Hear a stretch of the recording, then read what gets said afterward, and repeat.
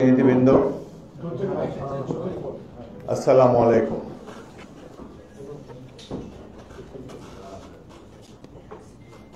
গত 16 বছরে এই দেশের প্রতিটি প্রতিষ্ঠান ধ্বংস করে দিয়েছে স্বৈরাচারী শেখ হাসিনার নেতৃত্বাধীন আওয়ামী লীগ,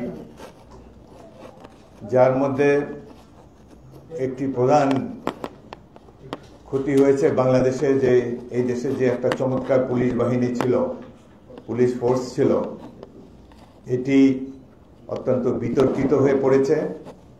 এর মর্যাদা বলতে আর কোনো কিছুই অবশিষ্ট নেই। তাদের গুম খুন, বিভিন্ন হত্যাকাণ্ড, দুর্নীতি ইত্যাদির ফলে বাংলাদেশে মানুষ স্তম্ভিত হয়ে পড়েছে। এই পরিস্থিতিতে জুলাই আগস্ট গণ অভ্যুত্থানের পর একটি অন্তর্বর্তীকালীন সরকার রাষ্ট্র ক্ষমতায় অধিষ্ঠিত হয়েছে জনগণের সম্মতি নিয়েই। তারা এই পুলিশ ফোর্সের সংস্কারের জন্য একটি কমিটি গঠন করেছেন। এই কমিটি আমাদের কাছে, অর্থাৎ দেশের সবচেয়ে জনপ্রিয় দল, বৃহত্তম দল বিএনপির কাছে তারা কোনো সুপারিশ চাননি। তবু আমরা একটি সুপারিশমালা প্রণয়ন করেছি এবং এটি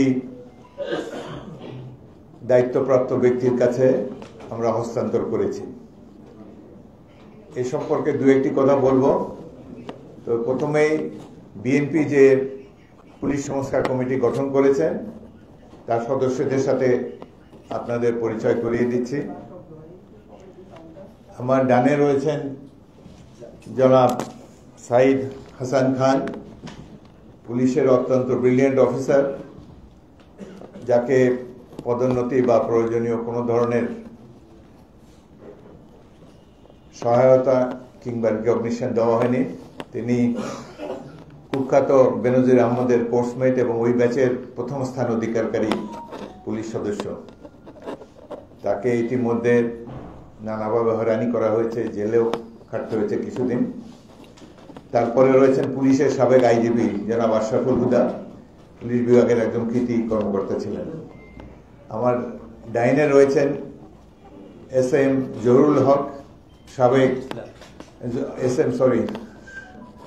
এম জহিরুল ইসলাম, সাবেক স্বরাষ্ট্র সচিব। আমার বাঁয়ে রয়েছেন পুলিশের সাবেক আইজি জনাব আব্দুল কাইয়ুম, তিনিও পুলিশে একজন দক্ষ কর্মকর্তা ছিলেন। এবং বাঁয়ে রয়েছেন আনসারউদ্দিন খান পাঠান, তিনিও একজন খ্যাতনামা পুলিশ কর্মকর্তা। এই কমিটি 7টি সভায় মিলিত হয়েছে এবং আমরা পুলিশের বিভিন্ন স্তরের অবসরপ্রাপ্ত কর্মকর্তাদের সাথে মুখোমুখি বৈঠক করেছি। তাদের কাছ থেকে সুপারিশমালা নিয়েছি, সাংবাদিকদের কাছ থেকে নিয়েছি, সমাজের বিভিন্ন পেশার ব্যক্তিবর্গের সাথে আলাপ আলোচনা করে আমরা একটি সুপারিশমালা প্রণয়ন করেছি।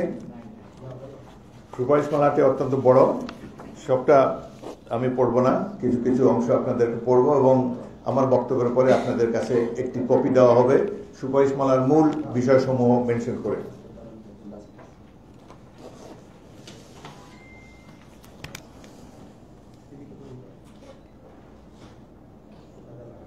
বিসমিল্লাহির রহমানির রহিম। জুলাই আগস্ট 2024-এর ছাত্র জনতার সফল গণ অভ্যুত্থানের পর অন্যতম আলোচনার বিষয় ছিল পুলিশ বিভাগের সংস্কার। পেশাদারিত্বের বাইরে গিয়ে পুলিশ ক্রমাগত মারমুখী আচরণ এবং ক্ষেত্র বিশেষে অস্বাভাবিক হিংস্র কর্মকাণ্ড সার্ভিস হিসেবে পুলিশের মর্যাদাকে প্রায় শূন্যের কোঠায় ঠেলে দিয়েছে।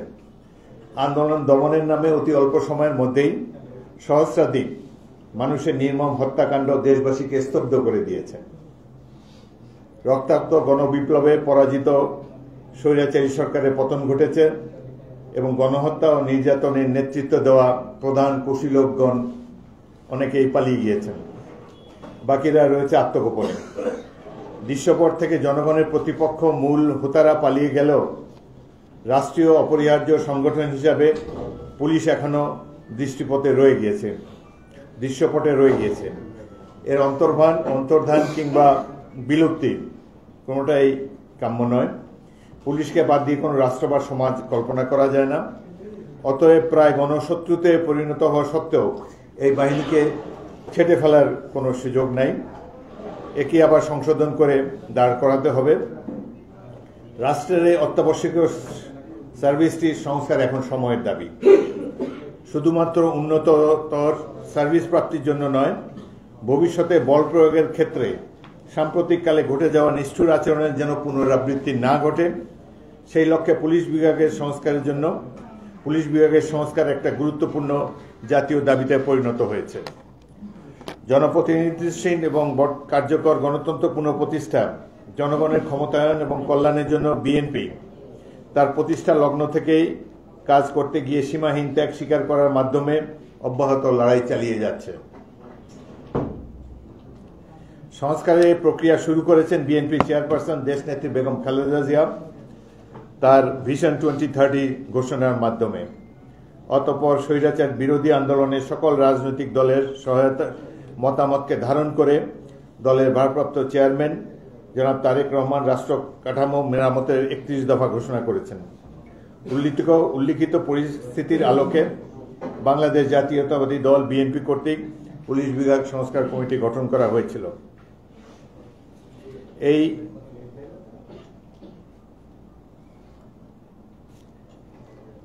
পুলিশ বিভাগকে রাজনৈতিক প্রভাবমুক্ত রেখে দায়িত্ব পালনের স্বচ্ছতা ও জবাবদিহিতা নিশ্চিতপূর্বক মানবাধিকারের প্রতি আরও সচেতন করা এবং দুর্নীতিমুক্ত দক্ষ করে গড়ে তোলার জন্য পুলিশ বাহিনীর সংস্কারের জন্য আমরা কতিপয় সুপারিশমালা প্রণয়ন করেছি।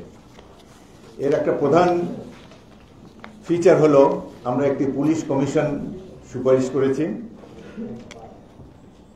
পুলিশ বাহিনীকে সঠিক দিক নির্দেশনা, পরামর্শ এবং সহায়তা প্রদানের জন্য এই পুলিশ কমিশন গঠন করা প্রয়োজন। কমিশনের কার্যপরিধি হবে এভাবে: ক, পুলিশের জনবান্ধব ও গ্রহণযোগ্য আচরণ নিশ্চিত করা। এটা কপি আপনাদেরকে দিব। পুলিশের জনবান্ধব ও গ্রহণযোগ্য আচরণ নির্ধারণ করা। খ, বাহিনীর কল্যাণ ও উন্নয়নে পদক্ষেপ গ্রহণ। বাহিনী পরিচালনায় প্রয়োজনীয় আইন ও বিধি প্রণয়ন। বাহিনীর সম্প্রসারণ ও প্রয়োজনীয় সরঞ্জামাদি সংগ্রহ। সদস্যদের দক্ষতা বৃদ্ধিকল্পে উন্নত বিশ্বের অনুকরণে আধুনিক প্রশিক্ষণ প্রদান। সর্বোচ্চ বিভাগীয় কমান্ড কর্তৃক প্রচলিত আইন ও বিধির ব্যত্যয় ঘটলে প্রয়োজনীয় পদক্ষেপ গ্রহণ করুন। রাষ্ট্রীয় গুরুত্বপূর্ণ ইস্যুতে পুলিশকে প্রয়োজনীয় দিক নির্দেশনা প্রদান। দায়িত্ব পালনকালে দেশব্যাপী আইনশৃঙ্খলা পরিস্থিতি গুরুতর অবনতি রোধকল্পে প্রয়োজনীয় নির্দেশনা প্রদান। সরকার কর্তৃক নির্দেশিত বিশেষ দায়িত্ব পালন। আমাদের প্রধান একটা সুপারিশ হলো এই পুলিশ কমিশনটি গঠন করা। এটি পুলিশের কার্যক্রম ওয়াচডগ হিসাবে নিরীক্ষণ করবেন এবং পুলিশ বাহিনীকে প্রয়োজনীয় পরামর্শ দিবেন সকল রাষ্ট্রীয় গুরুত্বপূর্ণ বিষয়ে। কমিশনের চেয়ারম্যান হবেন, যদি সংসদ থাকে তাহলে স্বরাষ্ট্র বিষয়ক সংসদীয় কমিটির চেয়ারম্যান। যদি সংসদ না থাকে তাহলে একজন অবসরপ্রাপ্ত উচ্চ আদালতের সুপ্রিম কোর্টের একজন বিচারপতি এই কমিশনের চেয়ারম্যান থাকবেন। সদস্য থাকবেন 8 জন। এদের মধ্যে সরকার দলীয় সংসদ সদস্য থাকবেন 2 জন, বিরোধী দলীয় সংসদ সদস্য থাকবেন 1 জন, বিশ্ববিদ্যালয়ের শিক্ষক 1 জন, উচ্চ আদালতের আইনজীবী 1 জন, সমাজের বিশিষ্ট নাগরিক 1 জন, স্বরাষ্ট্র সচিব মনোনীত অতিরিক্ত সচিব, আইজিপি মনোনীত 1 জন এডিশনাল আইজি হবেন এই পুলিশ কমিশনের সদস্য সচিব। সরকার বিধান দ্বারা এই কমিশনের সদস্য নির্বাচন পদ্ধতি, কাজের পদ্ধতি এবং কর্মকাল নির্ধারণ করবেন। আমাদের এই সুপারিশের একটা বিশেষ সেলিয়েন্ট ফিচার হলো স্থানীয় পর্যায়ে পুলিশকে অপরাধ দমনের সহায়তা প্রদানের জন্য জনসাধারণ পুলিশ সম্পর্ক উন্নয়নে এবং সংশ্লিষ্ট এলাকার আইন শৃঙ্খলা রক্ষার পরামর্শ প্রদানের জন্য প্রত্যেক উপজেলায় থানায় একটি নাগরিক কমিটি গঠন করা হবে। স্থানীয় গণমান্য সুশিক্ষিত এবং গ্রহণযোগ্য ব্যক্তিবর্গের মাধ্যমে এই কমিটি গঠন করা হবে। প্রত্যেক উপজেলায় একটি নাগরিক কমিটি। এই কমিটির সভাপতি হবেন একজন স্থানীয় বিশিষ্ট ব্যক্তি, সদস্য সচিব হবেন সংশ্লিষ্ট থানার ভারপ্রাপ্ত কর্মকর্তা। এখানে সদস্য থাকবেন আরো 2 জন ইউনিয়ন পরিষদ সদস্য, একজন শিক্ষক, একজন ব্যবসায়ী, একজন পেশ ইমাম এবং সংসদে প্রতিনিধিত্বকারী রাজনৈতিক দলের স্থানীয় প্রতিনিধি। স্থানীয় একজন প্রতিনিধি কমিটির সদস্য থাকবেন। সংশ্লিষ্ট নির্বাচনী এলাকার সংসদ সদস্য স্থানীয় উপজেলার চেয়ারম্যানের সাথে পরামর্শ করে 2 বছর সময়কালের জন্য এই নাগরিক কমিটি গঠন করবেন। সাম্প্রতিককালের একটা আলোচ্য বিষয় জাতীয় এবং আন্তর্জাতিকভাবে র্যাপিড অ্যাকশন ব্যাটালিয়ন। এই র্যাপিড অ্যাকশন ব্যাটালিয়ন অসংখ্য হত্যাকাণ্ডের সাথে জড়িত। মানবাধিকার লঙ্ঘনের কারণে ইতিমধ্যে আমেরিকা যুক্তরাষ্ট্র কর্তৃক তাদেরকে উপর নিষেধাজ্ঞা জারি করা হয়েছে। জাতিসংঘেরও মানবাধিকার বিষয়ক যে কমিটি, তারাও র্যাবের কর্মকাণ্ডের প্রতি বিরূপ মনোভাব পোষণ করে। এই সমস্ত কর্মকাণ্ড বিচারণ করে এই কমিটি র্যাবকে বিলুপ্ত করার জন্য সুপারিশ করেছে। পুলিশ কর্তৃক যাকে যখন খুশি ইচ্ছা গ্রেফতার, আটক, তুলে নিয়ে যাওয়ার পর অস্বীকার করা, অতঃপর আইন বিধানের বিধি তোয়াক্কা না করে যতদিন খুশি আটক, গুম করে রাখার যে একটা অপসংস্কৃতি গত 16 বছরে ফ্যাসিবাদী সরকার নিয়মে পরিণত করেছে। ক্ষমতার অপব্যবহার রোধ, দায়ীদের শাস্তি ও ক্ষেত্র বিষয়ে পুরস্কার প্রদানের নিমিত্তে পুলিশের গ্রেফতার তথ্য বিষয়ক একটি ফর্ম তৈরি করতে হবে। প্রত্যেক গ্রেফতারকৃত ব্যক্তির জন্য একটি করে ফর্ম পূরণ করতে হবে। সেখানে সংশ্লিষ্ট গ্রেফতারকারী কর্মকর্তা এবং ভারপ্রাপ্ত কর্মকর্তা এবং ইউনিট প্রধান স্বাক্ষর করবেন সেই ফর্মের একটি কপি গ্রেফতারকৃত ব্যক্তিকেও প্রদান করতে হবে। এর মাধ্যমে প্রতিটি গ্রেফতারের স্বচ্ছতা থাকবে এবং প্রয়োজনীয় দায়ী কর্মকর্তাদেরকে জবাবদিহির আওতায় আনা যাবে। এই স্বচ্ছতা ও জবাবদিহিতা নিশ্চিতকল্পে সুপ্রিম কোর্টের নির্দেশনা 69 DLR 2017 কঠোরভাবে অনুসরণ করতে হবে। ব্যত্যয়ে সংশ্লিষ্ট পুলিশ কর্মকর্তা ও কর্মচারী ফৌজদারি অপরাধী বলে গণ্য হবেন। পুলিশের সকল পর্যায়ে এবং ফোর্সের ক্যারিয়ার প্ল্যানিং থাকতে হবে। এটা আমরা পুলিশ কমিশনের মাধ্যমে বা পুলিশ সিনিয়র কর্মকর্তাদের মাধ্যমে এটা আমরা এনশিওর করব। বিষয়টিকে যথার্থ গুরুত্ব দেওয়া হয়েছে। পুলিশের কেবলমাত্র অমুক জেলায় বাড়ি এই কারণে যেন তার প্রমোশন হয় এবং নানাবিধ কারণে কথিত কল্পকাহিনীতে কোনো একজন মেধাবী পুলিশ কর্মকর্তাকে বঞ্চিত করা, এই সুযোগ আমরা কাউকে দিতে চাই না। সুতরাং ক্যারিয়ার প্ল্যানিং থাকবে এবং এই ক্যারিয়ার প্ল্যানিং এর ক্ষেত্রে প্রতিটি পুলিশ সদস্যের প্রতি যাতে ন্যায় বিচার করা হয় তার জন্য আমরা গুরুত্ব আরোপ করেছি।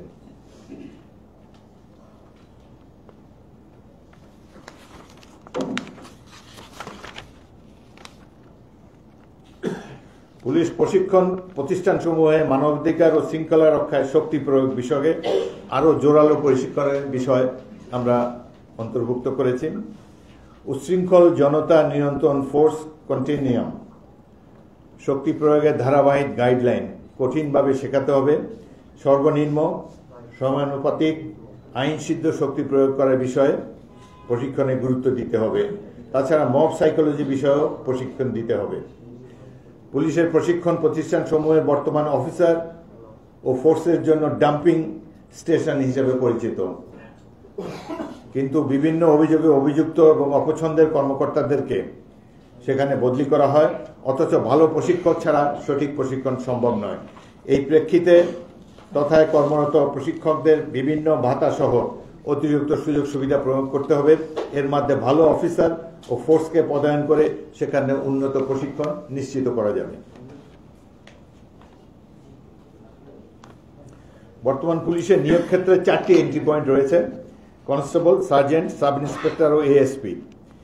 এটি শুধু পদায়ন ও পদোন্নতিতেই বিভিন্ন বিড়ম্বনার সৃষ্টি করে না, পাশাপাশি চাকরি জীবনের শুরু থেকে শেষ পর্যন্ত পুলিশ সদস্যবৃন্দের মধ্যে এই বিভাজন এই বাহিনীর সমন্বয় ও শৃঙ্খলাকে বিঘ্নিত করে। অতএব নিয়োগের ক্ষেত্রে এন্ট্রি পয়েন্টে উল্লিখিত 4 প্রকার নিয়োগের পরিবর্তে আমাদের এই কমিটি নিম্নবর্ণিত 2টি স্তর বিশিষ্ট নিয়োগ প্রক্রিয়া চালু করার সুপারিশ করেছে। প্রথম স্তর হবে কনস্টেবল পদ। এই পদে নিয়োগের ক্ষেত্রে ন্যূনতম শিক্ষাগত যোগ্যতা উচ্চ মাধ্যমিক উত্তীর্ণ হতে হবে। পরবর্তীতে যোগ্যতার ভিত্তিতে ন্যূনতম 4টি পদে পদোন্নতি অব্যাহত সুযোগ থাকতে হবে। কনস্টেবল পদে নিয়োগপ্রাপ্তরা ইতিমধ্যে নির্দিষ্ট চাকরির মেয়াদ শেষে বিভাগীয় পরীক্ষায় উত্তীর্ণ হওয়া সাপেক্ষে পর্যায়ক্রমে এএসআই, এসআই, ইন্সপেক্টর ইত্যাদি পদে পদোন্নতি পাবে। ক্যাডার ভিত্তিক পদসমূহে নিয়োগে বর্তমান বলবৎ সরাসরি 67%, পদোন্নতির মাধ্যমে 33%। এই নিয়মেই পূরণ করতে হবে। এর ফলে অফিসার ও ফোর্সের মধ্যে দূরত্ব কমবে এবং বাহিনীর শৃঙ্খলা এবং কমান্ড শক্তিশালী হবে। পাশাপাশি প্রতিযোগিতা বৃদ্ধির ফলে মেধার বিকাশ ঘটবে এবং পেশাদারিত্ব বৃদ্ধি পাবে। দ্বিতীয় স্তর হবে পুলিশের সহকারী সুপার অর্থাৎ এএসপি পদে। বিসিএস পরীক্ষার মাধ্যমে এই পদ পূরণ করা হবে।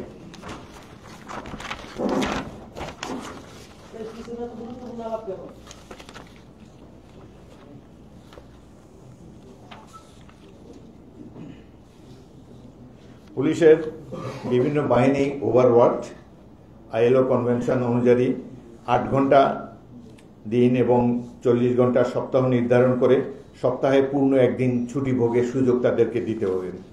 তবে রাষ্ট্রীয় বা জরুরি প্রয়োজনে এবং অতিরিক্ত সময়ে দায়িত্ব পালন করতে হলে আন্তর্জাতিক ও সার্বজনিক বিধি অনুসারে তাদেরকে অতিরিক্ত ভাতা প্রদান করতে হবে।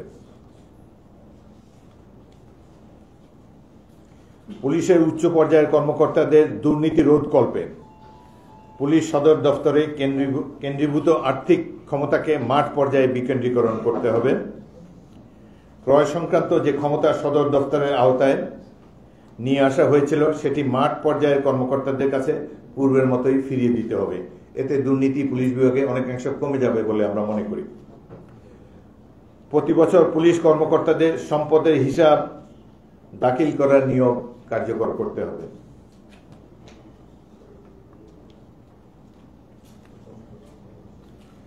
আমাদের আরেকটি ইতিমধ্যে আপনারা লক্ষ্য করেছেন যে আমরা পুলিশ কমিশন এবং প্রত্যেকটি উপজেলায় একটি নাগরিক কমিটি গঠন করেছি যাতে পুলিশের কার্যক্রম স্বচ্ছ এবং দুর্নীতিমুক্ত থাকে। আমাদের আরেকটি গুরুত্বপূর্ণ সুপারিশ হলো কমিউনিটি পুলিশিং। কমিউনিটি কর্তৃক পরিচালিত পুলিশ ব্যবস্থাকেই বলা হয় কমিউনিটি পুলিশিং।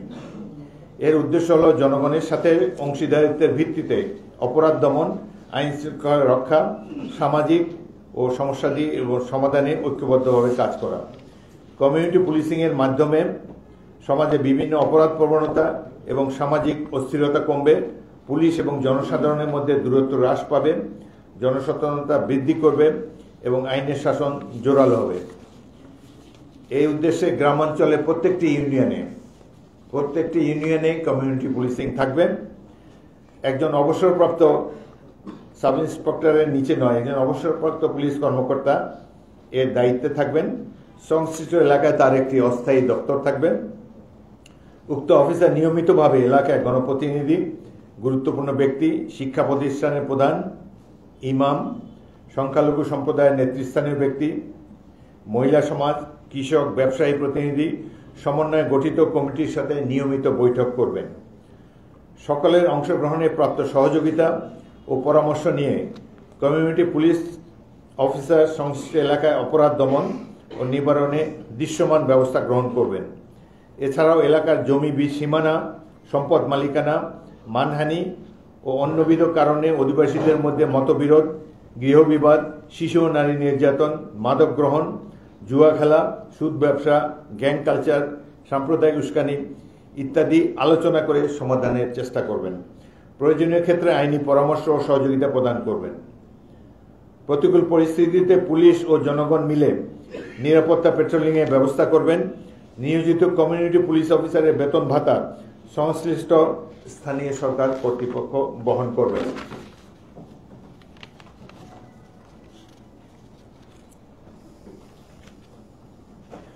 বাংলাদেশ পুলিশের বর্তমান জনবল প্রায় 2.25 লাখ। এদের সঙ্গে পরিবার সদস্য সংখ্যা যুক্ত হলে দাঁড়ায় প্রায় 8 লক্ষ। কিন্তু এদের চিকিৎসা সেবা প্রদানের দায়িত্ব প্রতিটি বিভাগ বা জেলায় অবস্থিত পুলিশ হাসপাতালে। বর্তমানে এই সেবা অপ্রতুল বিধায় প্রতিটি জেলা শহরে প্রয়োজনীয় সরঞ্জামাদি ও জনবল সহ পূর্ণাঙ্গ হাসপাতাল স্থাপনের জন্য আমরা সুপারিশ করেছি।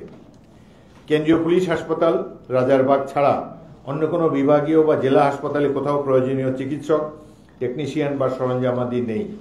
কর্তব্যরত পুলিশ কর্মকর্তা কর্মচারী তাদের সন্তান সন্ততিদের চিকিৎসা সেবা প্রদানকল্পে রাজধানী ঢাকায় কেন্দ্রীয় পুলিশ হাসপাতালে অনুরূপ প্রতিটি বিভাগীয় এবং মেট্রোপলিটন শহরে পুলিশ হাসপাতাল পরিচালনা করা যেতে পারে। এই লক্ষ্যে প্রয়োজনীয় ডাক্তার, টেকনিশিয়ান ও যন্ত্রপাতি সন্নিবেশের প্রয়োজন রয়েছে।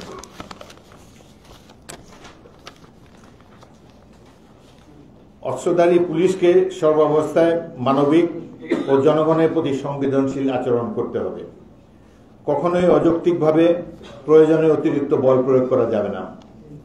স্বপ্রণোদিত হয়ে নিজে কিংবা ঊর্ধ্বতন অফিসারের অবৈধ আবেশক্রমে কেউ যদি নিরীহ নিরপরাধ ব্যক্তির উপর প্রয়োজনের অতিরিক্ত বল প্রয়োগ করেন, এর মাধ্যমে হত্যাকাণ্ড ঘটায় বা নিপীড়ন নির্যাতন চালায়, তবে সেই দায়ী পুলিশ সদস্যের বিরুদ্ধে প্রচলিত আইন ও বিধি অনুসরণে কঠোর শাস্তি প্রদান নিশ্চিত করতে হবে।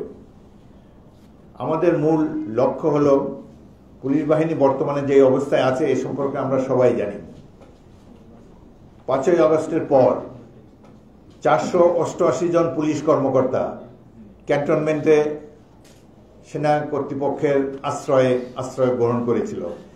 এই 488 জনের প্রত্যেকেই অপরাধী, দুর্নীতিবাজ কিংবা গুম খুনের সাথে জড়িত। এই কারণেই তারা সেখানে আশ্রয় গ্রহণ করেছে।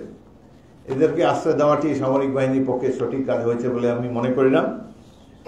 তবে পুলিশ বাহিনীর দুর্বৃত্তায়ন যে কত ব্যাপক এতেই প্রমাণিত হয়েছে। বাংলাদেশের বিভিন্ন অঞ্চলে বহু মানুষ গুম হয়েছে, নিহত হয়েছে। আমাদের দল বিএনপির উপরে যে অজনিত মিথ্যা মামলা দিয়ে সবাইকে হয়রানি করা হয়েছে, এক কথায় বাংলাদেশকে বিগত পতিত সরকারের আমলে একটি পুলিশ স্টেটে পরিণত করা হয়েছে এবং পুলিশ স্টেটের আওতার থেকে বের করে এই পুলিশ বাহিনী যাতে জনগণের প্রতি সংবেদনশীল হয়, জনগণকে মান্য করে, তাদের মগজে যেন এই ধারণাটি পতিত হয় যে দেশের মালিক জনগণ, তারা জনগণের প্রভু নয় বরং সেবক। এই ধারণাটি তাদের মধ্যে প্রবিষ্ট করার জন্য আমরা নানান ধরনের সুপারিশ করেছি, যার একটি হলো এদের নিয়ন্ত্রণ করার জন্য পুলিশ কমিশন থাকবে এবং উপজেলা পর্যায়ে নাগরিক কমিটি থাকবে। সেখানে স্থানীয় জনগণ মিলে পুলিশের কর্মকাণ্ডকে নিয়ন্ত্রণ করবে বা নিয়মিত প্রয়োজনীয় পরামর্শ ইত্যাদি দিবে এবং সর্বশেষে গ্রামাঞ্চলে প্রত্যেকটি ইউনিয়নে কমিউনিটি পুলিশের জন্য আমরা সুপারিশ করেছি। বর্ণিত এই অবস্থায় মূল বিবেচনাকে নিয়ে সুপারিশ বর্ণিত অবস্থার এই যে পুলিশ বাহিনীর এই যে অবমূল্যায়ন এবং যে তাদের যে দুর্বৃত্তায়ন, এটিকে বিবেচনা নিয়েই সুপারিশমালা প্রণয়ন করা হয়েছে।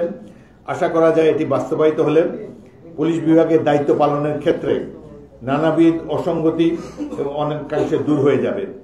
পুলিশ ও জনগণের মধ্যে বিদ্যমান সম্পর্ক উন্নত আরও হবে। পুলিশের নিকট থেকে জনগণের প্রত্যাশিত সেবা প্রাপ্তি আরও সহজতর হবে। আপনাদের সবাইকে ধন্যবাদ। এখন যদি প্রশ্ন থাকে 2-3টা প্রশ্ন নিতে পারি। আপনারাও ব্যস্ততা, আমরাও ব্যস্ত।